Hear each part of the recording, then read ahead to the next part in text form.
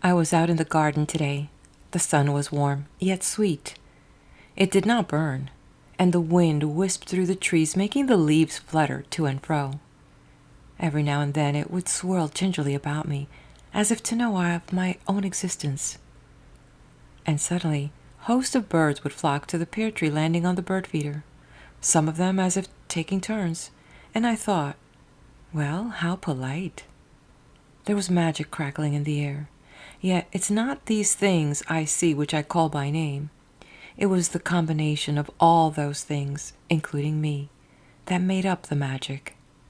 It was as if there was an observer, not that I call Daisy, but in a fleeting moment, the all-being presence made itself known to the mortal being called Daisy. Hello and welcome. I am Daisy, your hostess. We have been exploring the writings of Plotinus, specifically the Enneads, and you can find those in our playlist here. He endeavors in the first grouping of the Enneads in the treatise to explain the nature of existence, the questions of happiness, and the source of evil.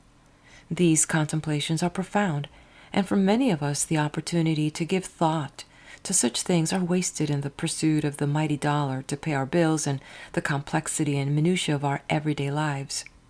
Yet, I believe, if we could but give ourselves a minute here and there to the luxury of thinking, to such thoughts, we will discover a well so deep within ourselves and a renewed fascination for life. Sometimes the answers we seek are right there, inside of us.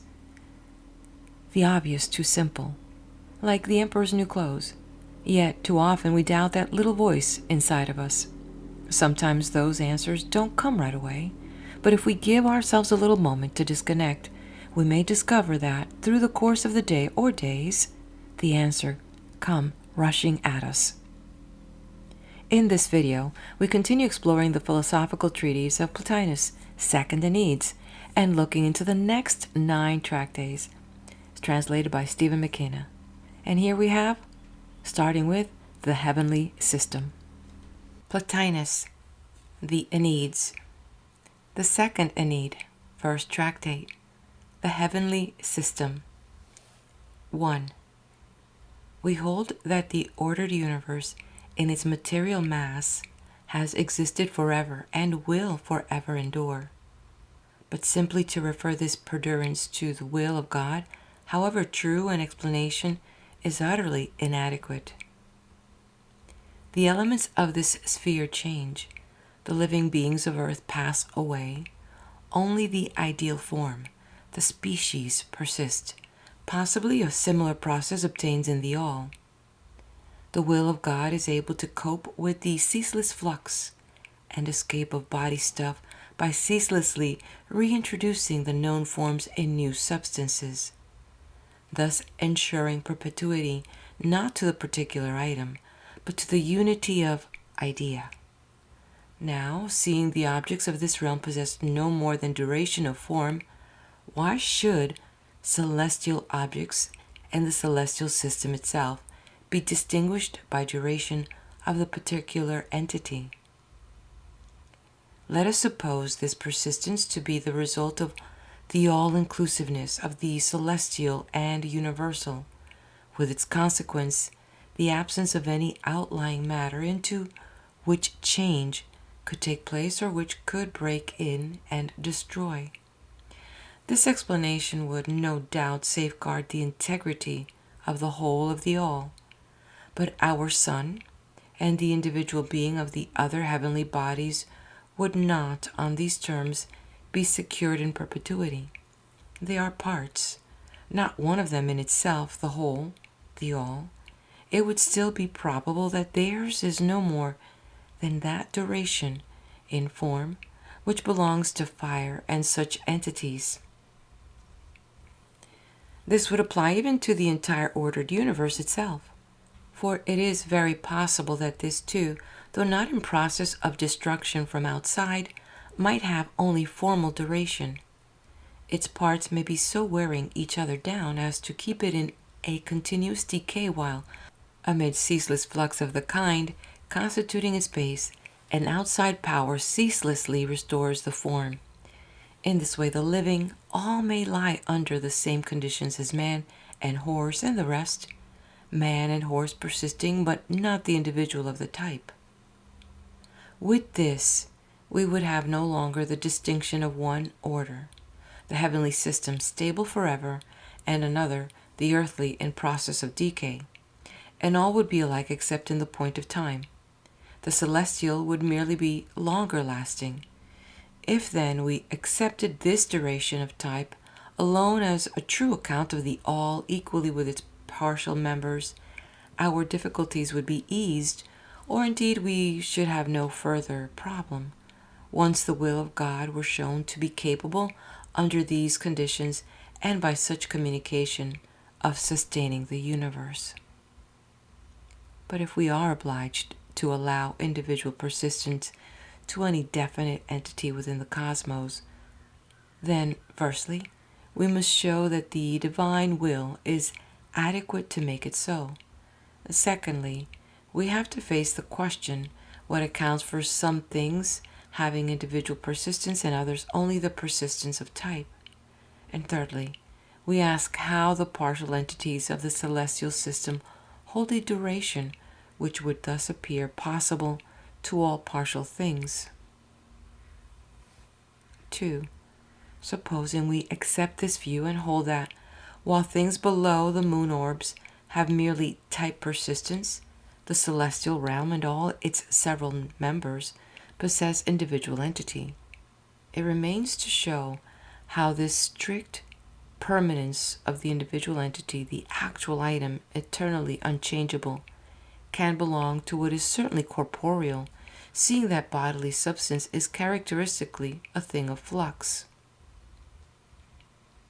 The theory of bodily flux is held by Plato no less than by the other philosophers who have dealt with physical matters, and is applied not only to ordinary bodies, but also those of the heavenly sphere. How, he asks, can these corporeal and visible entities continue eternally unchanged in identity? Evidently agreeing in this matter also with Heraclitus, who maintained that even the sun is perpetually coming anew into being. To Aristotle, there would be no problem. It is only accepting his theories of a fifth substance. But to those who reject Aristotle's quintessence and hold the material mass of the heavens to consist of the elements underlying the living things of this sphere, how is individual permanence possible? And the difficulty is still greater for the parts than for the whole, for the sun and the heavenly bodies than for the celestial sphere as a unit. Every living thing is a combination of soul and body. The celestial sphere, therefore, if it is to be everlasting as an individual entity, must be so in virtue either of both these constituents or of one of them, by the combination of soul and body, or by soul only, or by body only. Of course, anyone that holds body to be incorruptible secures the desired permanence at once. No need, then, to call on a soul or on any perdurable conjunction to account for the continued maintenance of a living being. But the case is different when one holds that body is, of itself, perishable, and that soul is the principle of permanence. This view obliges us to the proof that the character of body is not, in itself, fatal either to the coherence or to the lasting stability which are imperative. It must be shown that the two elements of the union envisaged are not inevitably hostile, but that on the contrary, in the heavens, even matter must conduce to the scheme of the standing result. 3. We have to ask, that is, how matter, this entity of ceaseless flux constituting the physical mass of the universe, could serve towards the immortality of the cosmos. And our answer is, because the flux is not outgoing, where there is motion within but not outwards, and the total remains unchanged, there is neither growth nor decline, and thus the cosmos never ages. We have a parallel in our earth, constant from eternity to pattern and to mass. The air, too, never fails, and there is always water. All the changes of these elements leave unchanged the principle of the total living thing, our world. In our own constitution, again, there is a ceaseless shifting of particles, and that with outgoing loss, and yet the individual persists for a long time, where, as in the case of the all, there is no question of the outside region. The body principle cannot clash with soul as against the identity and endless duration of the living thing. Of these material elements, for example, fire, the keen and swift, cooperates by its upward tendency as earth by its lingering below. For we must not imagine that the fire, once it finds itself at the point where its ascent must stop, settles down as in its appropriate place, no longer seeking, like all the rest, to expand in both directions. No, but higher is not possible. Lower is repugnant to its kind. All that remains for it is to be tractable and, answering to a need of its nature, to be drawn by the soul to the activity of life, and so to move in a glorious place in the soul. Anyone that dreads its falling may take heart. The circuit of the soul provides against any declination, embracing, sustaining, and since fire has of itself no downward tendency, it accepts that guidance without resistance. The partial elements constituting our persons do not suffice for their own cohesion. Once they are brought to human shape, they must borrow elsewhere if the organism is to be maintained. But in the upper spheres, since there can be no loss by flux, no such replenishment is needed. Suppose such loss, suppose fire extinguished there, then a new fire must be kindled. So also if such loss by flux could occur in some of the superiors from which the celestial fire depends, that too must be replaced. But with such transmutations, while there might be something continuously similar, there would be no longer a living, all abidingly self-identical. 4. But matters are involved here which demand specific investigation and cannot be treated as incidental merely to our present problem. We are faced with several questions. Is the heavenly system exposed to any such flux as would occasion the need of some restoration corresponding to nourishment, or do its members, once set in their due places, suffer no loss of substance, permanent by kind? Does it consist of fire only, or is it mainly of fire with the other elements as well taken up and carried in the circuit of the dominant principle? For the present we may say that our doctrine of the immortality of the heavenly system rests on the firmest foundation once we have cited the sovereign agent, the soul, and considered besides the peculiar excellence of the bodily substance constituting the stars, a material so pure, so entirely the noblest and chosen by the soul as, in all living beings, the determining principle appropriates to itself the choicest among their characteristic parts. No doubt Aristotle is right in speaking of flame as a turmoil, fire insolently rioting, but the celestial fire is equable, placid, docile to the purposes of the stars. Still, the great argument remains, the soul, moving in its marvelous might, second only to the very loftiest existence. How could anything once placed within this soul break away from it into non-being? No one that understands this principle, the support of all things, can fail to see that, sprung from God, it is a stronger stay than any bonds. And is it conceivable that the soul, valid to sustain for a certain space of time, could not so sustain forever? This would be to assume that it holds the things together by violence, that there is a natural course at variance with what actually exists in the nature of the universe and in these exquisitely ordered beings, and that there is some power able to storm the established system and destroy its ordered coherence, some kingdom or dominion that may shatter the order founded by the soul. Further, the cosmos has had no beginning, the impossibility has been shown elsewhere, and this is warrant for its continued existence. Why should there be in the future a change that has not yet occurred? The elements there are not worn away like beams and rafters. They hold sound forever, and so the all holds sound. And even supposing these elements to be in ceaseless transmutation, yet the all persists. The ground of all the change must itself be changeless. And to any alteration of purpose in the soul, such as might lead it to bring the cosmos to an end, we have already shown the emptiness of that fancy.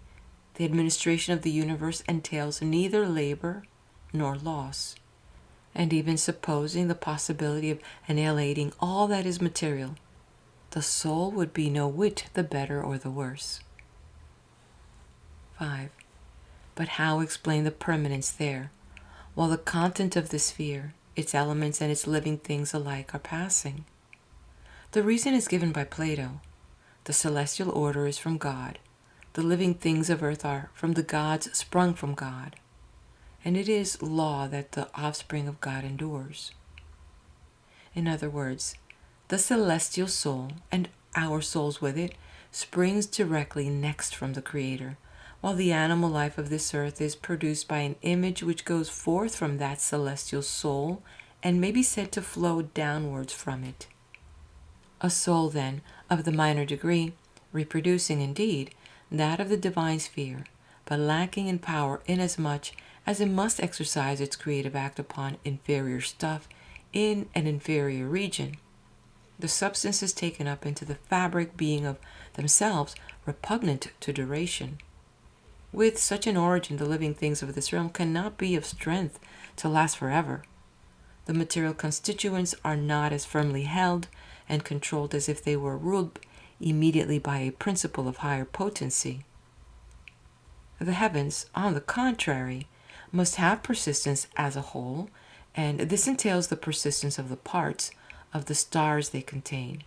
We could not imagine that whole to endure with the parts in flux, though, of course, we must distinguish things subcelestial from the heavens themselves, whose region does not in fact extend below the moon. Our own case is different.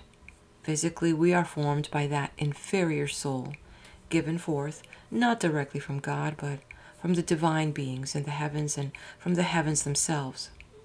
It is by way of that inferior soul that we are associated with the body, which therefore will not be persistent. For the higher soul, which constitutes the we, is the principle not of our existence, but of our excellence, or if also of our existence, then only in the sense that when the body is already constituted, it enters, bringing with it some effluence from the divine reason in support of the existence. 6.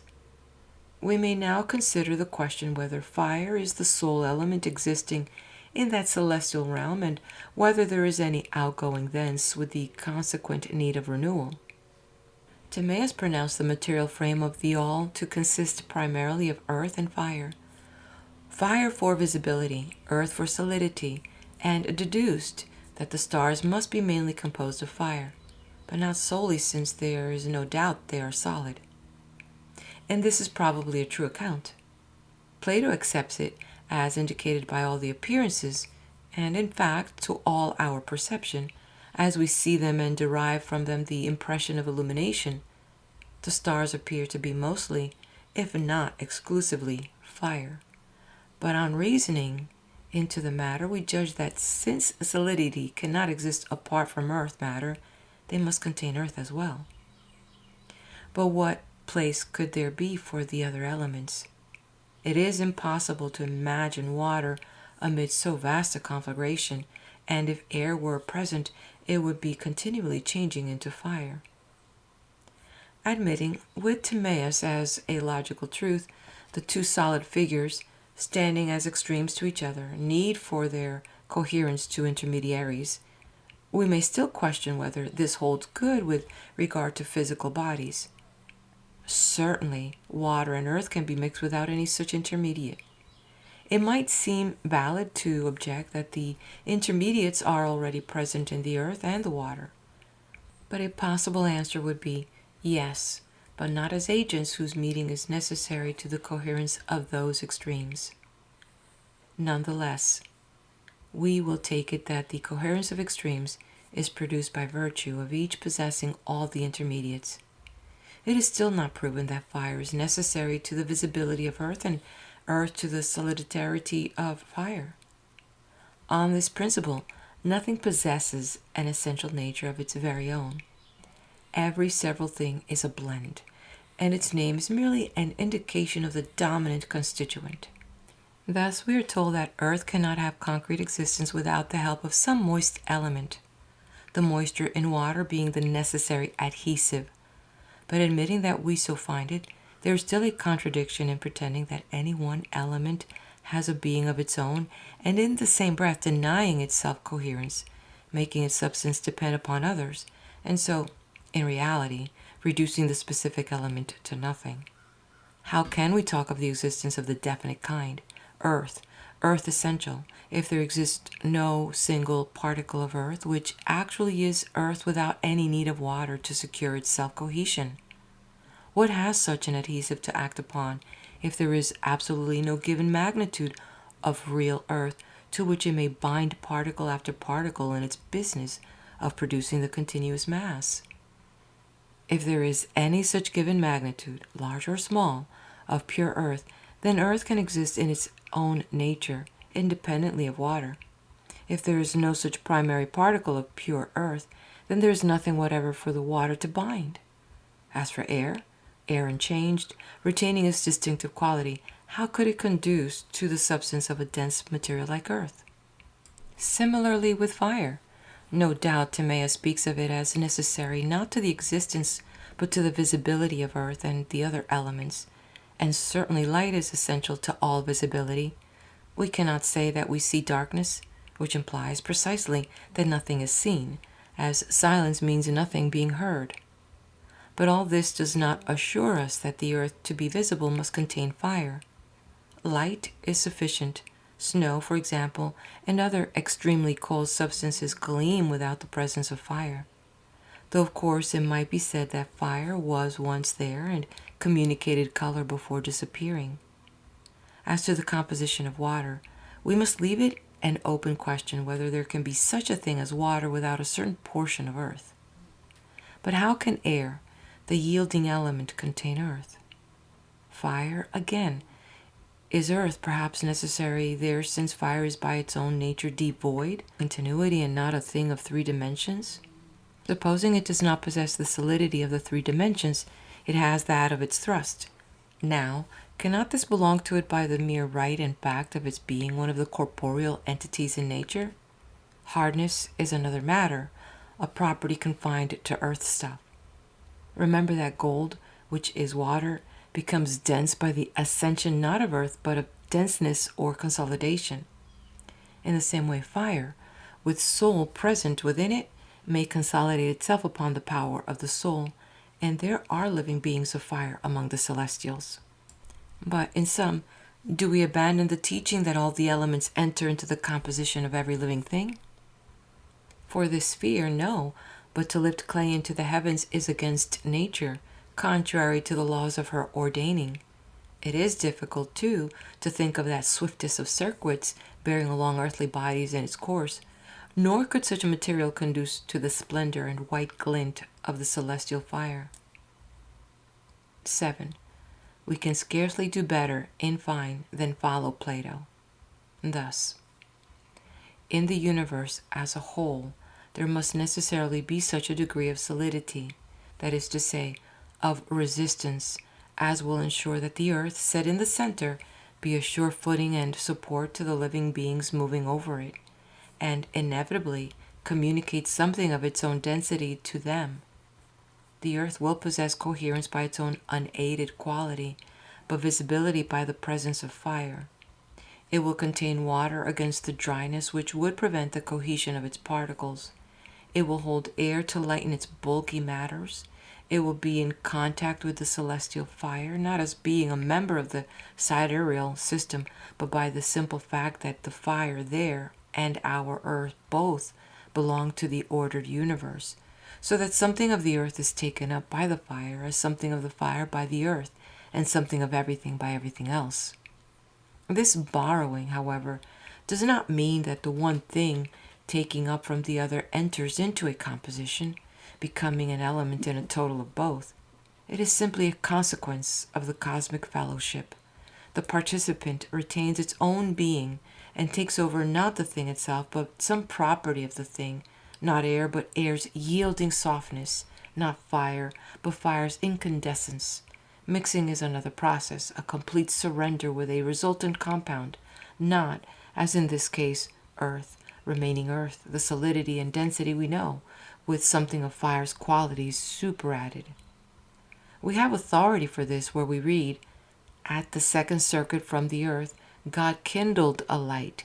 He is speaking of the sun, which elsewhere he calls the all-glowing, and again, the all-gleaming. Thus he prevents us imagining it to be anything else but fire, though of a peculiar kind. In other words, it is light, which he distinguishes from flame as being only modestly warm. This light is a corporeal substance, but from it there shines forth that other light, which, though it carries the same name, we pronounce incorporeal, given forth from the first as its flower and radiance, the veritable incandescent body. Plato's word earthy is commonly taken in too depreciatory a sense. He is thinking of earth as the principle of solidity. We are apt to ignore his distinctions and think of the concrete clay. Fire of this order, giving forth this purest light, belongs to the upper realm, and there its seat is fixed by nature. But we must not, on that account, suppose the flame of earth to be associated with the beings of that higher sphere. No, the flame of this world, once it has attained a certain height, is extinguished by the currents of air opposed to it. Moreover, as it carries an earthly element on its upward path, it is weighed downwards and cannot reach those loftier regions. It comes to a stand somewhere below the moon, making the air at that point subtler, and its flame, if any flame can persist, is subdued and softened, and no longer retains its first intensity, but gives out only what radiance it reflects from the light above. And it is that loftier light, falling variously upon the stars, to each in a certain proportion, that gives them their characteristic differences, as well as magnitude as in color. Just such light constitutes also the still higher heavenly bodies, which, however, like clear air, are invisible because of the subtle texture and unresting transparency of their material substance, and also by their very distance. 8. Now, given a light of this degree, remaining in the upper sphere at its appointed station, pure light in purest place, what mode of outflow from it can be conceived possible? Such a kind is not so constituted as to flow downwards of its own accord, and there exists in those regions no power to force it down. Again, body in contact with soul must always be very different from body left to itself. The bodily substance of the heavens has that contact and will show that difference. Besides, the corporeal substance nearest to the heavens would be air or fire. Air has no destructive quality. Fire would be powerless there, since it could not enter into effective contact. In its very rush, it would change before its attack could be felt, and, apart from that, it is of the lesser order, no match for what it would be opposing in those higher regions. Again, fire acts by imparting heat. Now it cannot be the source of heat to what is already hot by nature, and anything it is to destroy must, as a first condition, be heated by it, must be brought to a pitch of heat fatal to the nature concerned. In sum, then, no outside body is necessary to the heavens to ensure their permanence, or to produce their circular movement, for it has never been shown that their natural path would be the straight line. On the contrary, the heavens by their nature will either be motionless or move by circle. All other movement indicates outside compulsion. We cannot think, therefore, that the heavenly bodies stand in need of replenishment. We must not argue from earthly frames to those of the celestial system, whose sustaining soul is not the same. whose space is not the same, whose conditions are not those which make restoration necessary in this realm of composite bodies always in flux.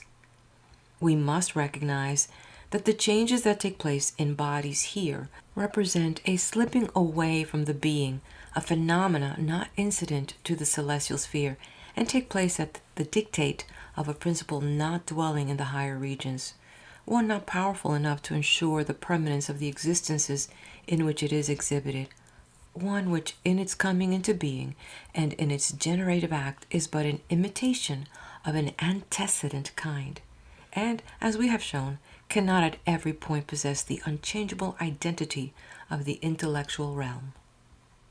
And this is the end of the second Ennead, first tractate, the Heavenly System. Stay right here, and we'll move on to the second tractate, titled The Heavenly Circuit. 1. But whence that circular movement? In imitation of the intellectual principle. And does this movement belong to the material part or to the soul? Can we account for it on the ground that the soul has itself at once for center and for the goal to which it must be ceaselessly moving, or that, being self-centered, it is not of unlimited extension and consequently must move ceaselessly to be omnipresent, and that its revolution carries the material mass with it? If the soul had been the moving power by any such semi-physical action, it would be so no longer. It would have accomplished the act of moving and have brought the universe to rest. There would be an end of this endless revolution. In fact, the soul must be in repose, or at least cannot have spatial movement. How then, having itself a movement of quite another order, could it communicate spatial movement? But perhaps the circular movement of the cosmos as soul and body is not spatial, or is spatial not primarily but only incidentally. What, by this explanation, would be the essential movement of the cosmic soul? A movement towards itself, the movement of self-awareness, of self-intellection, of the living of its life, the movement of its reaching to all things so that nothing shall lie outside of it, nothing anywhere but within its scope. The dominant in a living thing is what compasses it entirely and makes it a unity. If the soul has no motion of any kind, it would not vitally compass the cosmos, nor would the cosmos, a thing of body, keep its content alive, for the life of body is movement. Any spatial motion there will be limited. It will be not that of soul untrammeled, but that of a material frame ensouled, an animated organism. The movement will be partly of body, partly of soul, the body tending to the straight line which its nature imposes, the soul restraining it. The resultant will be the compromised movement of the thing at once carried forward and at rest. But supposing that the circular movement is to be attributed to the body, how is it to be explained, since all body, including fire, which constitutes the heavens, has straightforward motion?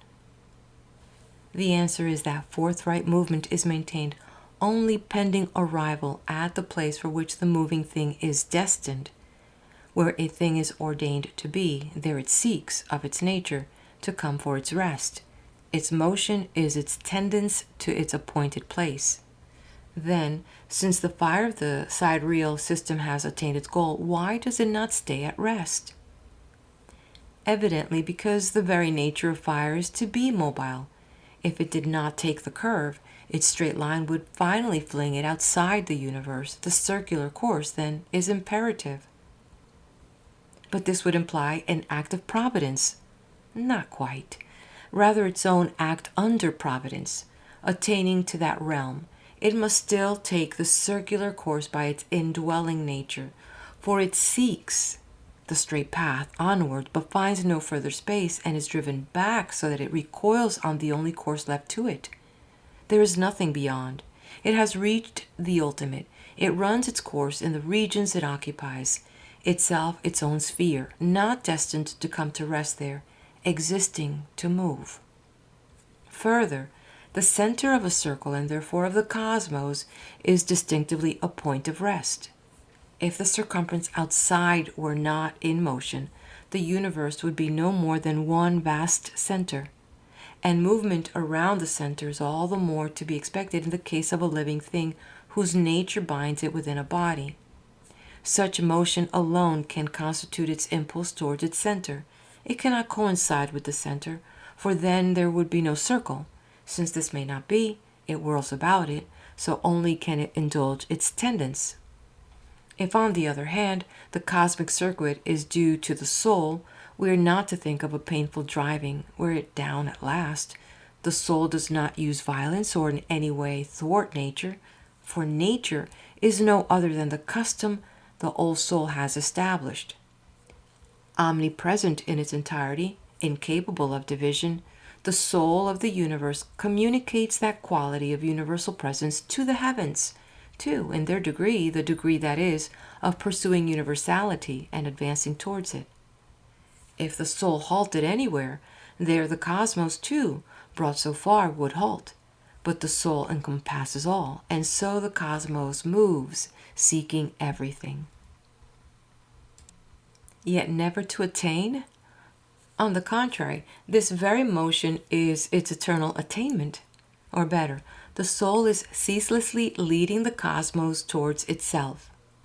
The continuous attraction communicates a continuous movement, not to some outside space, but towards the soul, and in the one sphere with it, not in the straight line, which would ultimately bring the moving body outside and below the soul, but in the curving course in which the moving body at every stage possesses the soul that is attracting it and bestowing itself upon it. If the soul were stationary, that is, if instead of presiding over a cosmos, it dwelt wholly and solely in the realm in which every member is at rest, motion would be unknown. But since the soul is not fixed in some one station there, the cosmos must travel to every point in quest of it, and never outside it, in a circle, therefore. 2. And what of lower things? Why have they not this motion? Their case is very different. The single thing here is not an all but a part and limited to a given segment of space. That other realm is all, is space, so to speak, and is subject to no hindrance or control, for in itself it is all that is. And man? As a self, each is a personal whole, no doubt, but as a member of the universe, each is a partial thing. But if, wherever the circling body be, it possesses the soul, what need of the circling? Because everywhere it finds something else besides the soul, which it desires to possess alone. The circular movement would be explained too, if the soul's power may be taken as resident at its center. Here, however, we must distinguish between a center in reference to the two different natures, body and soul. In body, center is a point of place. In soul, it is a source, the source of some other nature.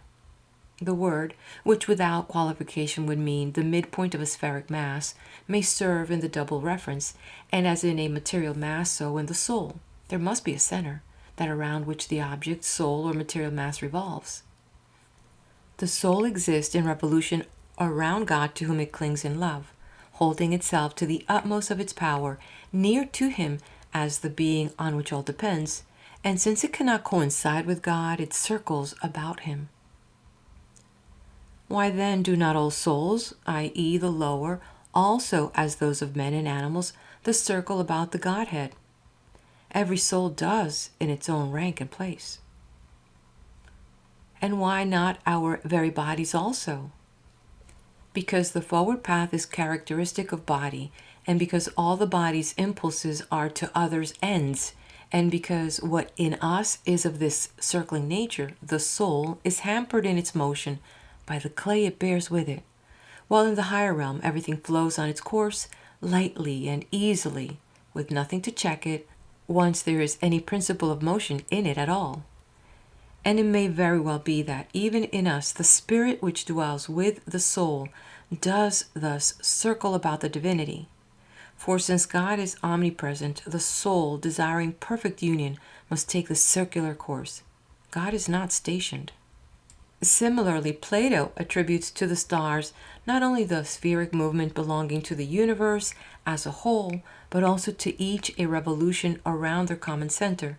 Each, not by way of thought, but by links of natural necessity, has in its own place taken hold of God and exults. 3. The truth may be resumed in this way. There is a lowest power of the soul, a nearest to earth, and this is interwoven throughout the entire universe. Another phase possesses sensation, while yet another includes the reason, which is concerned with judgment.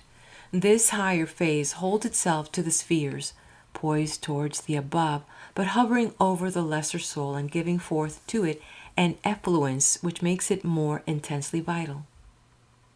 The lower soul is moved by the higher, which, besides encircling and supporting it, actually resides in whatsoever part of it has thrust upwards and attained the spheres. The lower, then, ringed round by the higher and answering its call, turns and tends towards it, and this upward tension communicates motion to the material frame in which it is involved. For if a single point in a spheric mass is in any degree moved, without being thrown away from the rest, it moves the whole, and the sphere is set in motion. Something of the same kind happens in the case of our bodies.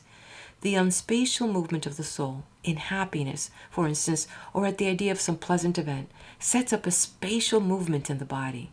Similarly, the universal soul, attaining in its own region some good which increases its sense of life, moves towards what pleases it.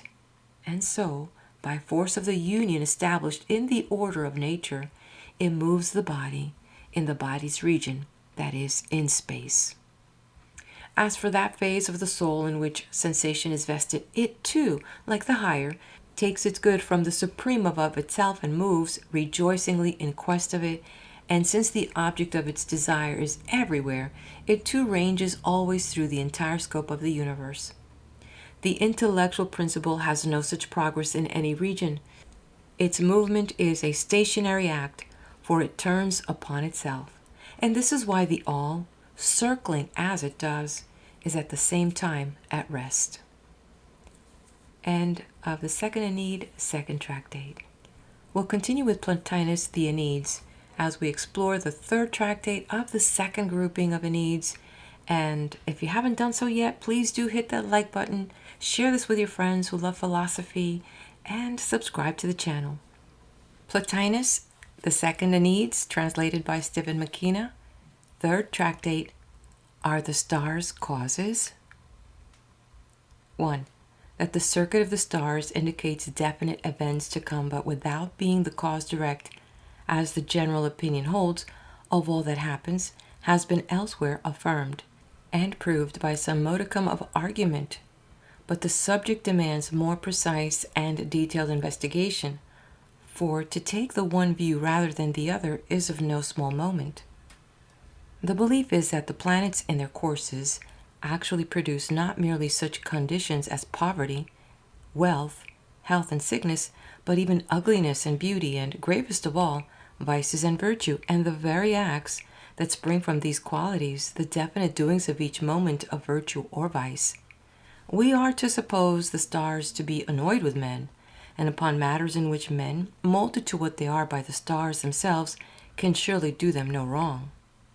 They will be distributing what passed for their good gifts, not out of kindness towards the recipients, but as they themselves are affected pleasantly or disagreeably at the various points of their course, so that they must be opposed to change their plans as they stand at their zeniths or are declining. More absurdly still, some of them are supposed to be malicious and others to be helpful, and yet the evil stars will, in certain positions, bestow favors and the benevolent act harshly. Further, their action alters as they see each other or not, so that, after all, they possess no definite nature, but vary according to their angles of aspect. A star is kindly when it sees one of its fellows, but changes at sight of another, and there's even a distinction to be made in the seeing, as it occurs in this figure or in that. Lastly, all acting together, the fused influence is different again from that of each single star, just as the blending of distinct fluids gives a mixture unlike any of them. Since these opinions and others of the same order are prevalent, it will be well to examine them carefully one by one, beginning with the fundamental question. 2. Are these planets to be thought of as soulless or unsouled? Suppose them, first, to be without soul. In that case, they can purvey only heat or cold, if cold from the stars can be thought of, that is to say, any communication from them will affect only our bodily nature, since all they have to communicate to us is merely corporeal. This implies that no considerable change can be caused in the bodies affected, since emanations merely corporeal cannot differ greatly from star to star, and must moreover blend upon earth into one collective resultant. At most, the differences would be such as depend upon local position, upon nearness or farness with regard to the center of influence. This reasoning, of course, is as valid of any cold emanation there may be as of the warm. Now, what is there in such corporeal action to account for the various classes and kinds of men, learned and illiterate, scholars as against orators, musicians as against people of other professions? Can a power merely physical make rich or poor?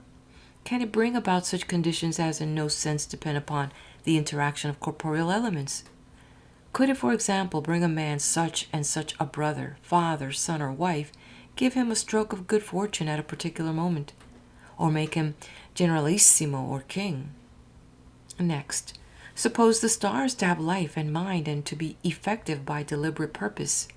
In that case, what have they suffered from us that they should, in free will, do us hurt? They who are established in a divine place, themselves divine? There is nothing in their nature of what makes men base, nor can our weal or woe bring them the slightest good or ill. 3. Possibly, however, they act not by choice, but under stress of their several positions and collective figures. But if position and figure determine their action, each several one would necessarily cause identical effects with every other on entering any given place or pattern.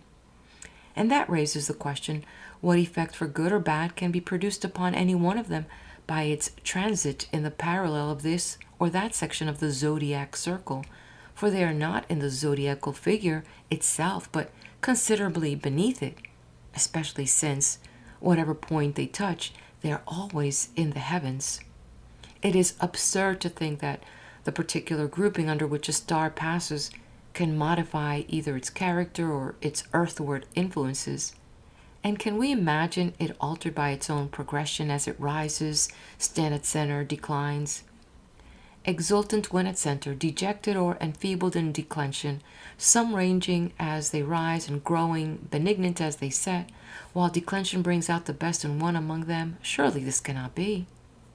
We must not forget that invariably every star, considered in itself, is at center with regard to some one given group, and in decline with regard to another, and vice versa. And very certainly it is not at once happy and sad, angry and kindly. There is no reasonable escape in representing some of them as glad in their setting, others in their rising. They would still be grieving and glad at one and the same time. Further, why should any distress of theirs work harm to us? No, we cannot think of them as grieving at all, or as being cheerful upon occasions. They must be continuously serene, happy in the good they enjoy and the vision before them. Each lives its own free life, each finds its good in its own act, and this act is not directed toward us. Like the birds of augury, the living beings of the heavens, having no lot or part with us, may serve incidentally to foreshow the future, but they have absolutely no main function in our regard. 4. It is again not in reason that a particular star should be gladdened by seeing this or that other while, in a second couple, such an aspect is distressing. What enmities can affect such beings? What causes of enmity can there be among them? And why should there be any difference as a given star sees certain others from the corner of a triangle or in opposition at the angle of a square? Why, again, should it see its fellow from some one given position and yet, in the next zodiacal figure, not see it, though the two are actually nearer? And the cardinal question, by what conceivable process could they effect what is attributed to them? How explain either the action of any single star independently, or, still more perplexing, the effect of their combined intentions? We cannot think of them entering into compromises, each renouncing something of its efficiency, and their final action in our regard amounting to a concerted plan. No one star would suppress the contribution of another, nor would star yield to star and shape its conduct under suasion. As for the fancy that while one is glad when it enters another's region, the second is vexed when its turn it occupies the place of the first, surely this is like starting with the supposition of two friends, and then going on to talk of one being attracted to the other, who, however, abhors the first. 5. When they tell us that a certain cold star is more benevolent to us in proportion as it is further away, they clearly make its harmful influence depend upon the coldness of its nature. And yet it ought, by this reasoning, to be beneficent to us when it is in the opposed zodiacal figures. When the cold planet, we are told, is in opposition to the hot, both becoming menacing, but the natural effect would be a compromise. And we're asked to believe that one of them is happy by day and grows kindly under the warmth, while another, of a fiery nature, is most cheerful by night, as if it were not always day to them, light to them, as if that first one could be darkened by night at the great distance above the earth's shadow.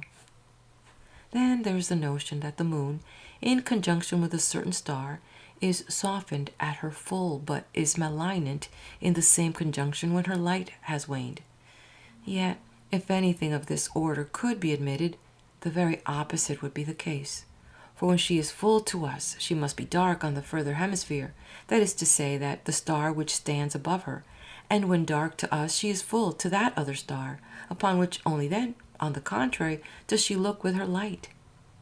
To the moon itself, in fact, it can make no difference in what aspect she stands, for she is always lit on the upper or on the under half.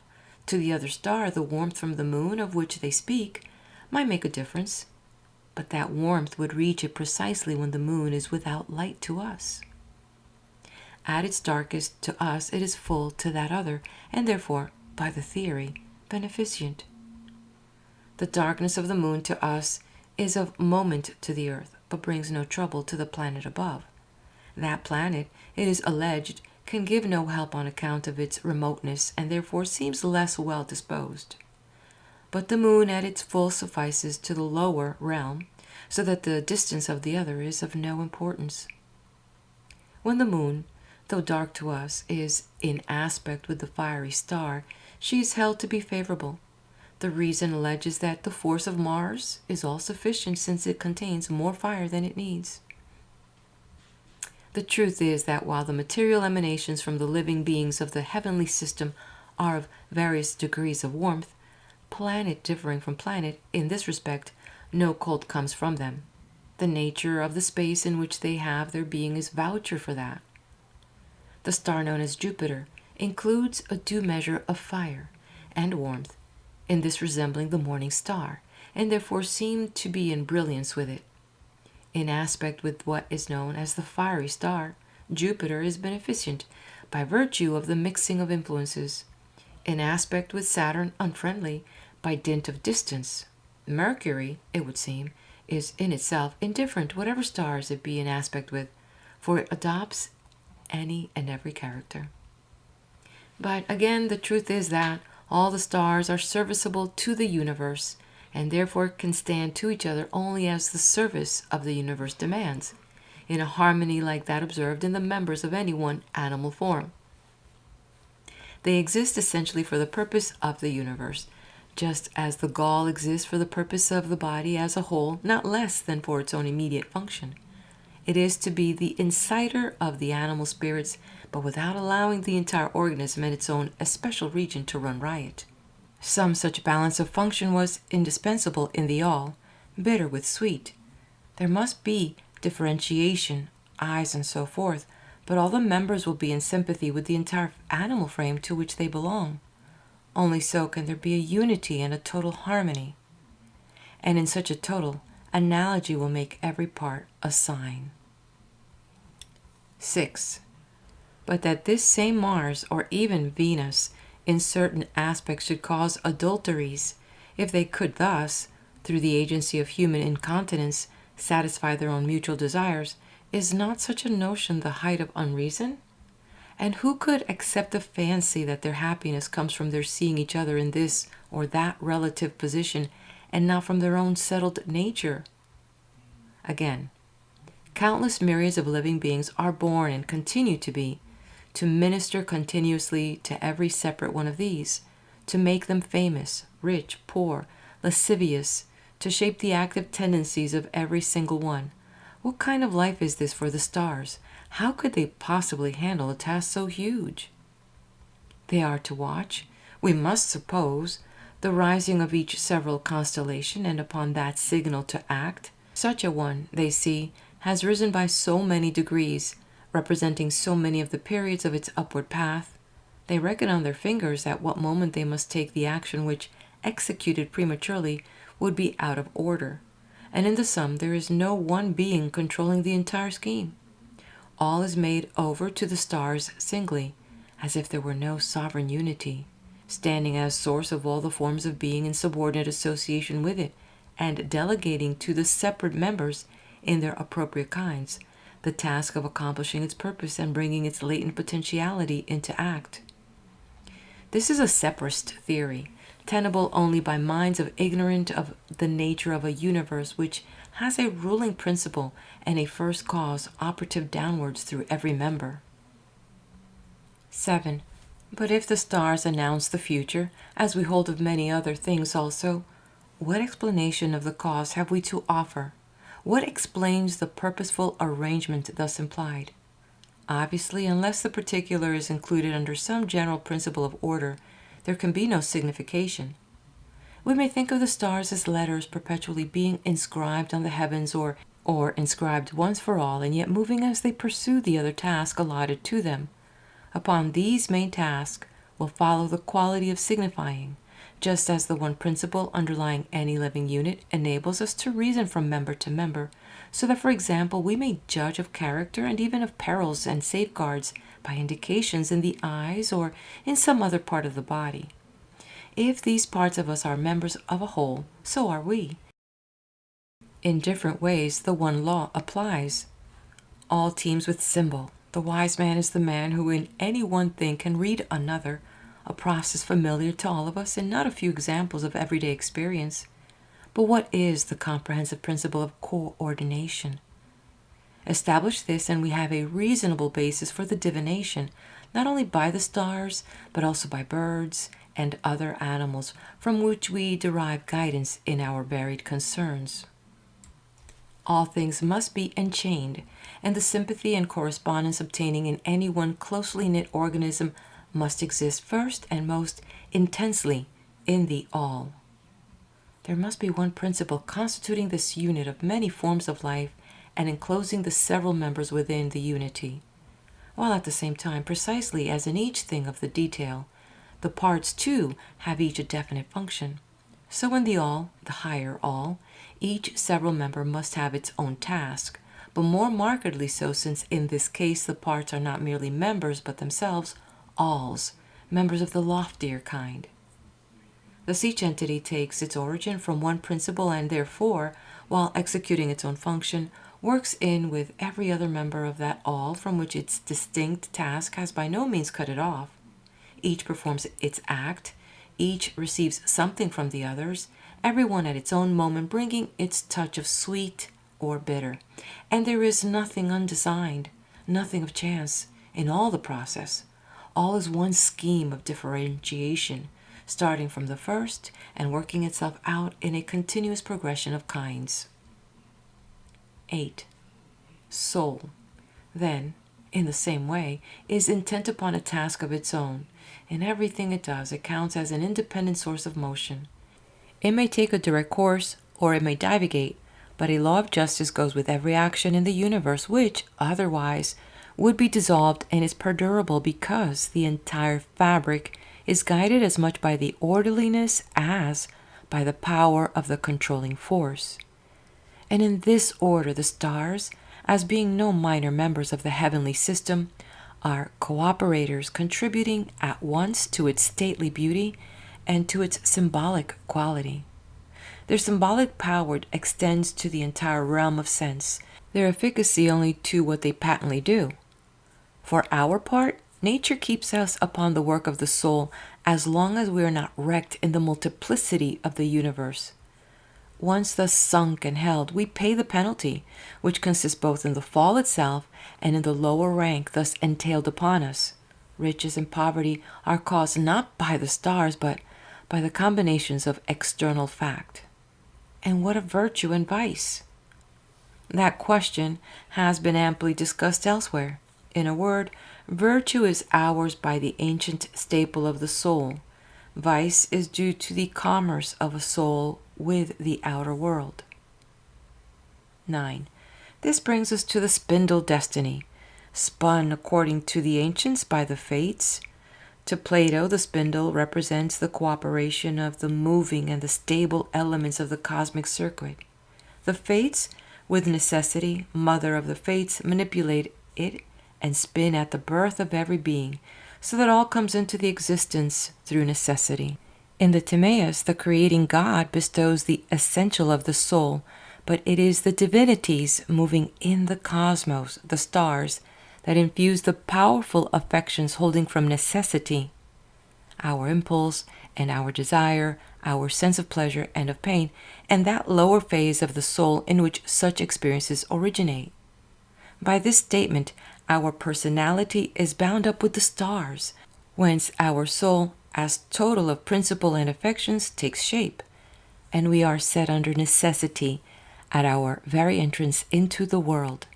Our temperament will be of the stars ordering, and so therefore the actions which derive from temperament and all the experiences of a nature shaped to impressions. What after all this remains to stand for the we? The we is the actual resultant of a being whose nature includes, with certain sensibilities, the power of governing them. Cut off as we are by the nature of the body, God has yet given us, in the midst of all this evil, virtue the unconquerable, meaningless, in a state of tranquil safety, but everything where its absence would be peril of fall. Our task, then, is to work for our liberation from this fear, severing ourselves from all that is gathered about us. The total man is to be something better than a body ensouled, the bodily element dominant, with a trace of soul running through it and a resultant life course, mainly of the body, for in such a combination all is, in fact, bodily. There is another life, emancipated, whose quality is progression towards the higher realm, towards the good and divine, towards that principle which no one possesses except by deliberate usage, but so may appropriate, becoming each personally the higher, the beautiful, the godlike, and living, remote in and by it, unless one choose to go bereaved of that higher soul, and therefore to live fate-bound, no longer profiting merely by the significance of the sidereal system, but becoming, as it were, a part sunken in it and dragged along with the whole thus adopted. For every human being is of twofold character. There is that compromised total, and there is the authentic man. And it is so with the cosmos as a whole. It is in the one phase a conjunction of body with a certain form of the soul bound up in body. In the other phase it is the universal soul, that which is not itself embodied, but flashes down its rays into the embodied soul. And the same twofold quality belongs to the sun and the other members of the heavenly system. To the remoter soul, the pure, the sun and stars communicate no baseness.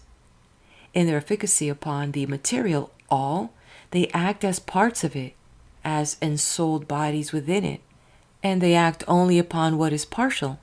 Body is the agent, while at the same time it becomes the vehicle through which is transmitted something of the star's will and of that authentic soul in it, which is steadfastly in contemplation of the highest. But with every allowance to the lower forces, all follows either upon that highest, or rather upon the beings about it. We may think of the divine as a fire whose outgoing warmth pervades the universe, or upon whatsoever is transmitted by the one soul, the divine first soul, to the other, its kin, the soul of any particular being. All that is graceless is admixture. For the universe is in truth a thing of blend, and if we separate from it that separable soul, the residue is little. The all is a God when the divine soul is counted in with it. The rest, we read, is a mighty spirit, and its ways are subdivine. 10. If all this be true, we must at once admit signification, though neither singly nor collectively can we ascribe to the stars any efficacy except in what concerns the material all and in what is of their own residuary function. We must admit that the soul before entering into birth presents itself bearing with it something of its own, for it could never touch body without a large capacity for submission. We must admit some element of chance around it from its very entry, since the moment and conditions are determined by the cosmic circuit, and we must admit some effective power in that circuit itself. It is cooperative and completes of its own act the task that belongs to the all, of which everything in circuit takes the rank and function of a part. 11. And we must remember that what comes from the supernals, stars, does not enter into the recipients as it left the source. Fire, for instance, will be duller.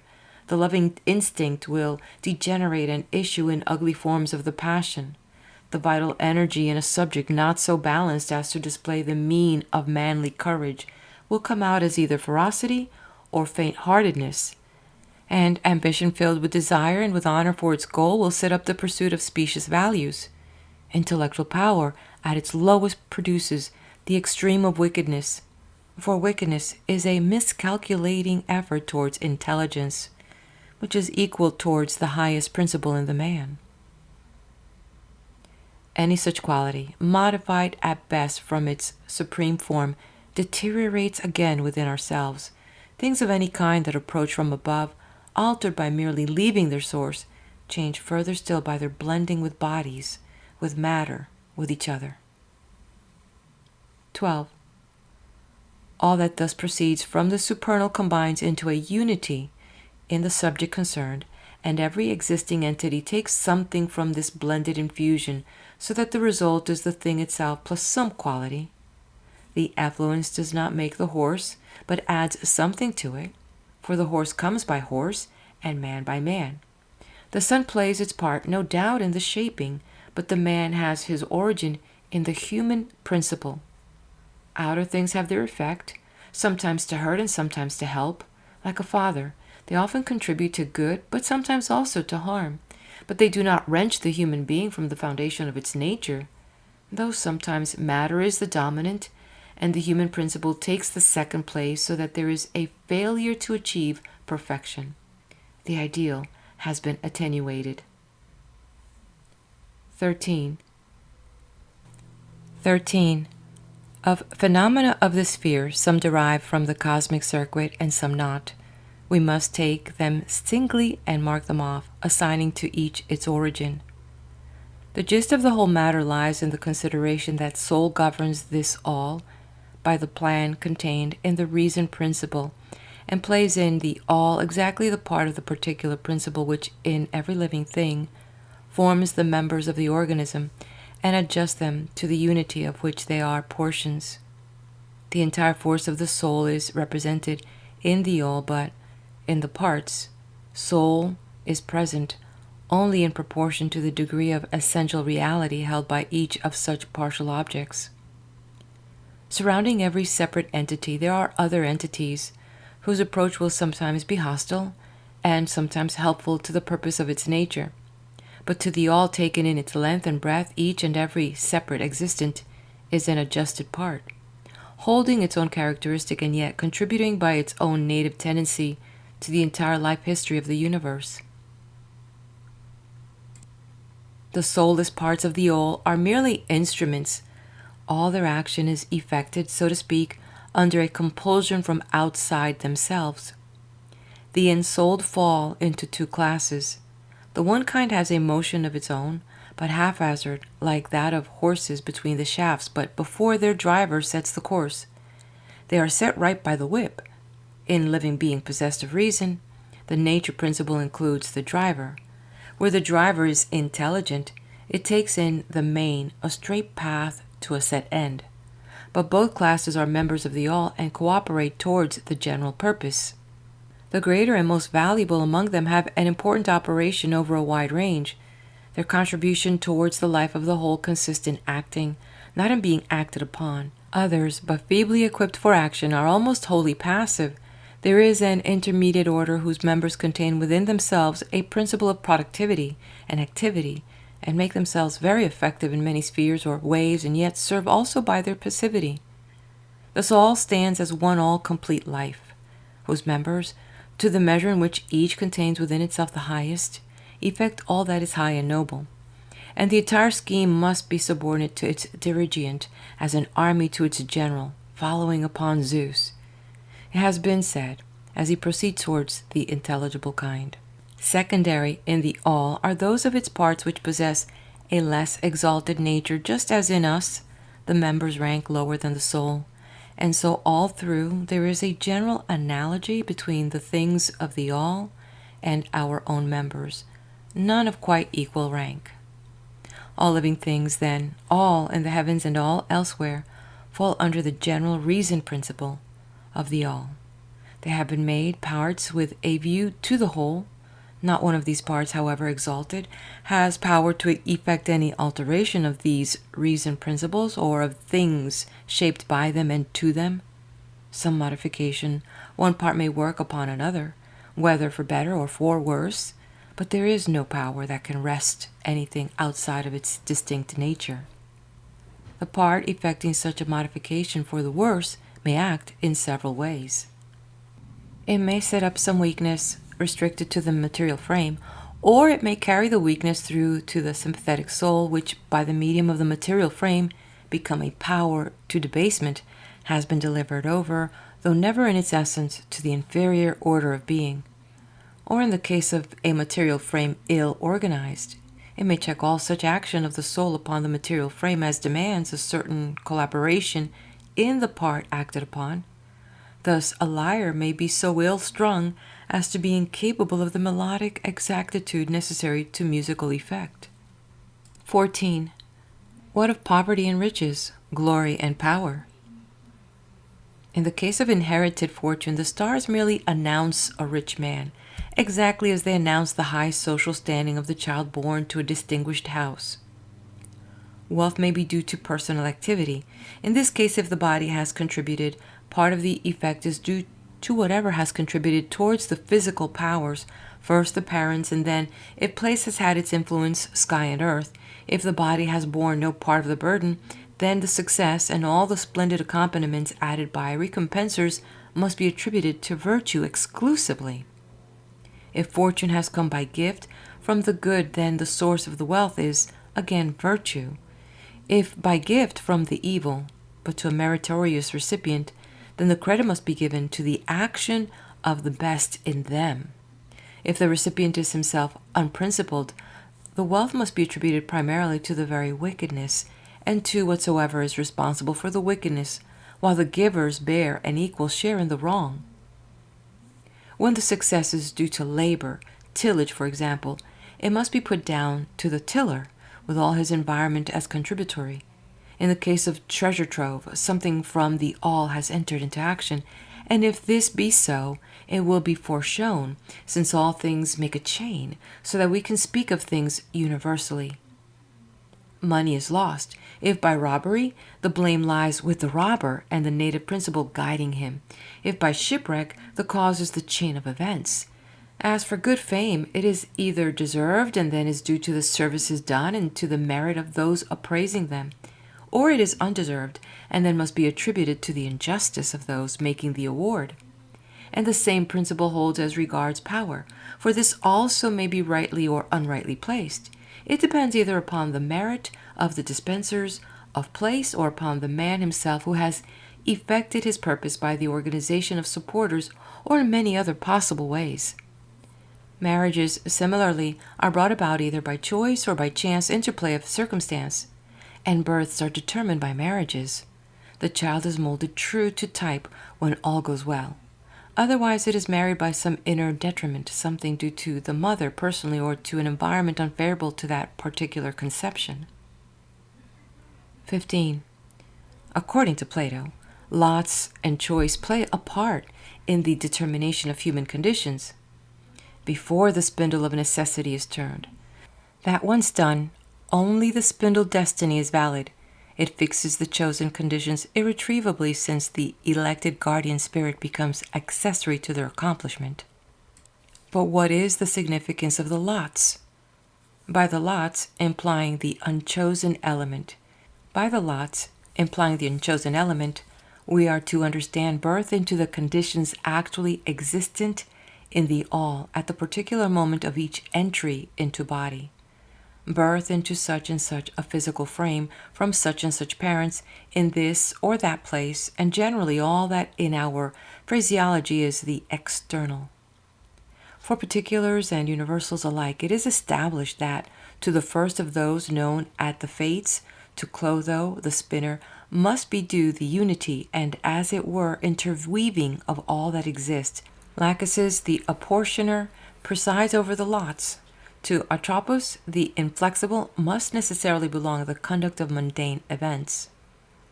Of men, some enter into life as fragments of the all, bound to that which is external to themselves. They are victims of a sort of fascination, and are hardly or not at all themselves, but others, mastering all this, straining, so to speak, by the head towards the higher, to what is outside even the soul, preserve still the nobility and the ancient privilege of the soul's essential being. For certainly we cannot think of the soul as a thing whose nature is just a sum of impressions from outside, as if it alone, of all that exists, had no native character.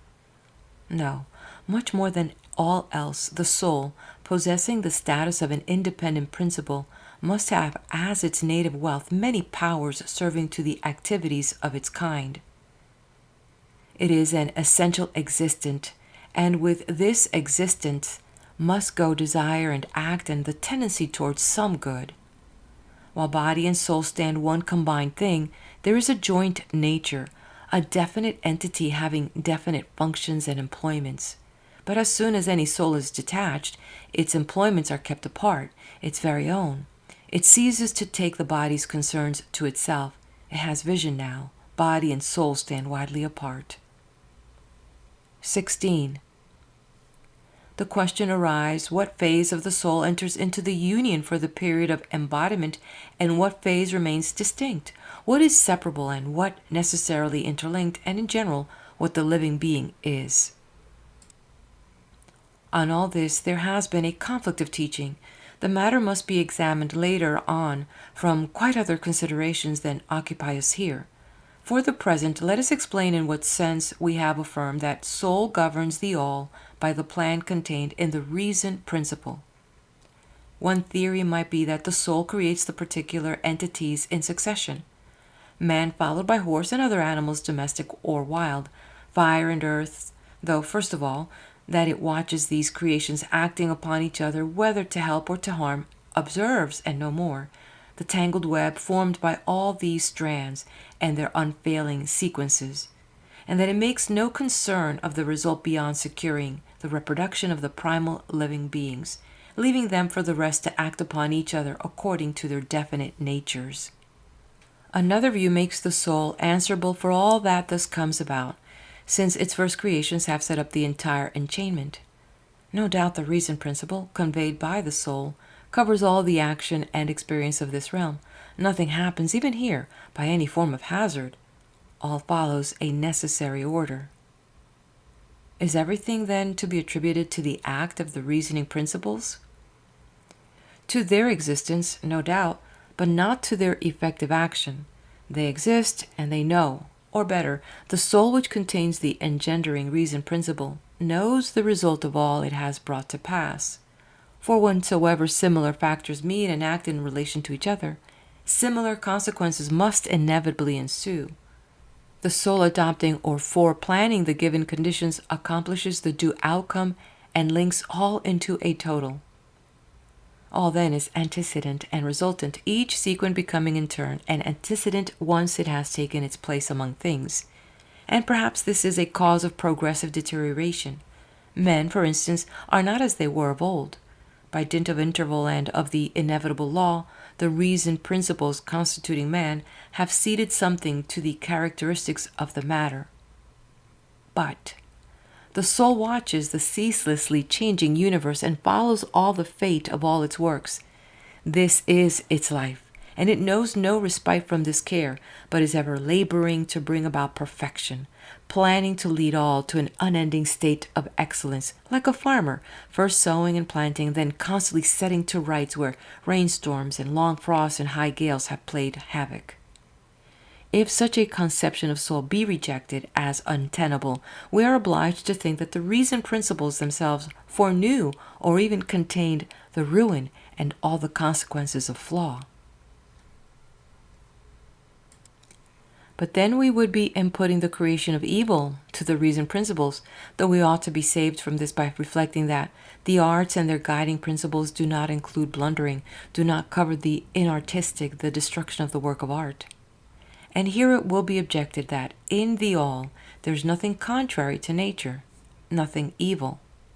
Still, by the side of the better there exists also what is less good. Well, perhaps even the less good has its contributory value in the all. Perhaps there is no need that everything be good.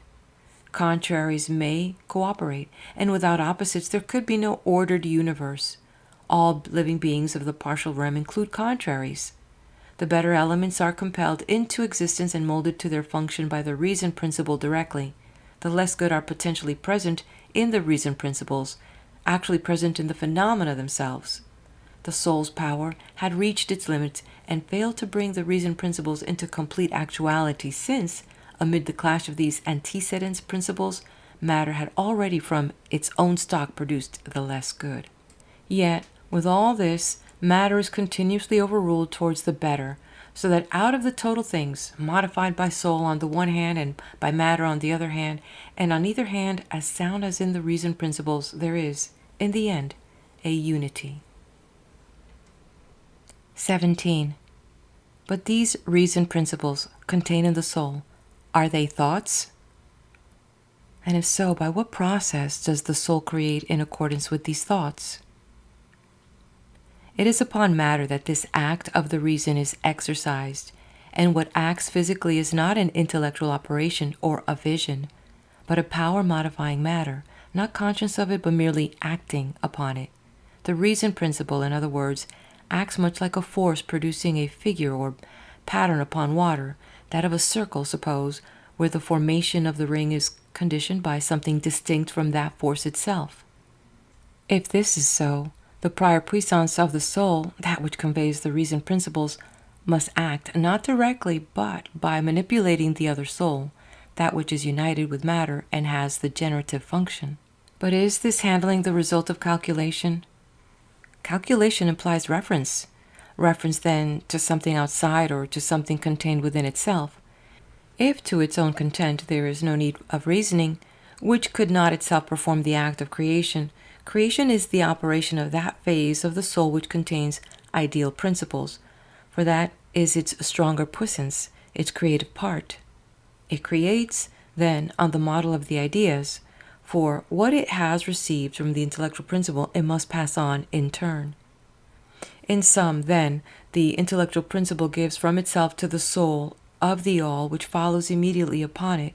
This again gives forth from itself to its next, illuminated and imprinted by it, and that secondary soul at once begins to create, as under order, unhindered in some of its creations, striving in other against the repugnance of matter.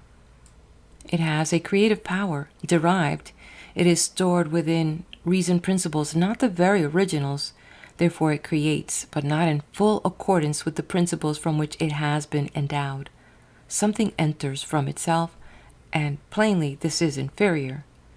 The issue then is something living, yes, but imperfect, hindering its own life, something very poor and reluctant and crude, formed in a matter that is the fallen sediment of the higher order, bitter and embittering. This is the soul's contribution to the all. 18. Are the evils in the universe necessary because it is of later origin than the higher sphere? Perhaps rather because without evil, the all would be incomplete. For most or even all forms of evil serve the universe, much as the poisonous snake has its use, though in most cases their function is unknown. Vice itself has many useful sides. It brings about much that is beautiful, in artistic creations, for example, and it stirs us to thoughtful living, not allowing us to drowse in security. If all this is so, then the secret of creation is that the soul of the all abides in contemplation of the highest and best, ceaselessly striving towards the intelligible kind and towards God. But those absorbing and filled full, it overflows, so to speak, and the image it gives forth, its last utterance towards the lower, will be the creative puissance. This then is the ultimate maker, secondary to the aspect of the soul which is primarily saturated from the divine intelligence. But the creator, above all, is the intellectual principle, as giver to the soul that follows it, of those gifts whose traces exist in the third kind. Rightly, therefore, is this cosmos described as an image continuously being imaged, the first and the second principles immobile, the third too immobile, essentially, but accidentally and in matter, having motion. For as long as divine mind and soul exist, the divine thought forms will pour forth into that phase of the soul.